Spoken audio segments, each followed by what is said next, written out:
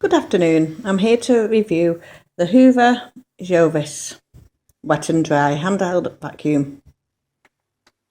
Initially quite heavy, but it's very compact. It comes with a charger, which also comes with 2 screws so you can connect it to your wall.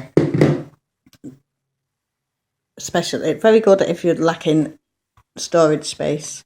It comes with this attachment and that attachment, and also has a brush function at the end also of the Hoover. It's very good for picking up the dust. Very powerful, as you can see. Very, very powerful. Very adaptable.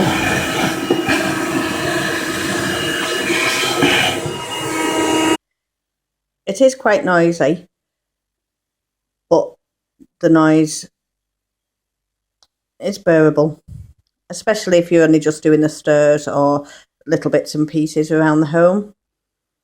Ideal for the car, when you're cleaning the car also. To remove any dust what you picked up, you press this and the red compartment comes off. The handle comes down and you therefore take out the grey compartment and empty your dust and bits and pieces into the bin. Reattach and lift the silver handle up and reattach to the Hoover compartment. All in all, I'd recommend this Hoover, handheld Hoover. I'd give it 4 out of 5. Thank you.